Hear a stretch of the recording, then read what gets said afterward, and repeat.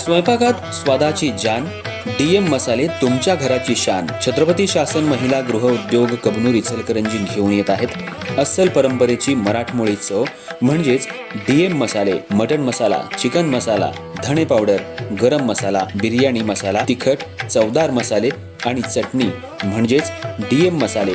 तर आजच आपल्या जेवणाची रंगत वाढवण्यासाठी केमिकल विरहित डीएम मसाले, गृहिणींच्या मनातले मसाले आणि चटणी अवश्य वापरा. डीएम मसाले महिला बचत गटाद्वारे करणारे स्वच्छ माफक दरामध्ये म्हणजेच डीएम मसाले. संपर्क दिव्याताई मगदूम, मोबाईल 91 30 80 22 55.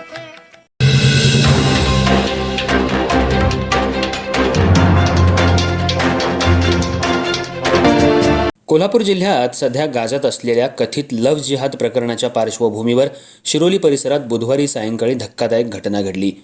बजरंग दलाचे कार्यकर्ते निलेश शिंदे यांना अज्ञात 2 इसमांनी पिस्तुलाचा धाक दाखवत जीवे मारण्याची उघड धमकी दिल्यानं परिसरात भीतीचं आणि संतापाचं वातावरण निर्माण झालंय. या प्रकरणातून माघार घ्या नाहीतर परिणाम भोगावे लागतील असा इशारा देत हल्लेखोर फरार झाले. मिळालेल्या माहितीनुसार निलेश शिंदे हे कोल्हापूर इथून शिरोलीकडे परतत असताना पुणे बंगळुरू राष्ट्रीय महामार्गावरील पंचगंगा नदीजवळ पीर दर्ग्याजवळ सेवा रस्त्यावर ही घटना घडली. मागून दुचाकीवर आलेल्या दोघांनी शिंदे यांना अडवून थेट पिस्तूल रोखलं आणि धमकी देत काही क्षणात पसार झाले. अचानक घडलेल्या या प्रकारामुळे शिंदे घाबरून गेले असून त्यांनी तात्काळ शिरोली पोलिसांना कळवलं. घटनेची माहिती मिळताच गोपनीय अधिकारी निलेश कांबळे घटनास्थळी दाखल झाले. त्यांनी पाहणी करून सहाय्यक पोलीस निरीक्षक सुनील गायकवाड यांना माहिती दिली.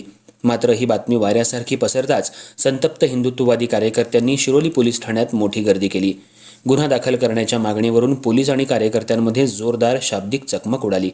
आमच्या आया बहिणींना संरक्षण नाही पण आरोपींच्या नातेवाईकांना पोलीस सुरक्षा दिली जाते, हा कोणता न्याय, असा संतप्त सवाल कार्यकर्त्यांनी उपस्थित केला.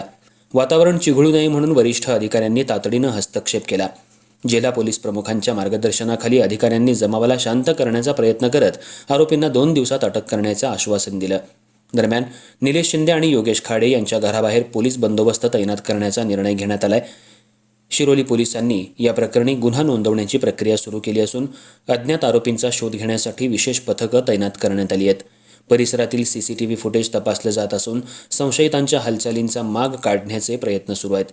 या घटनेमुळे शिरोली परिसरात तणावाची ठिणगी पेटली असून पुढील काही दिवस परिस्थिती कशी वळण घेते याकडे संपूर्ण जिल्ह्याचं लक्ष लागून राहिलंय.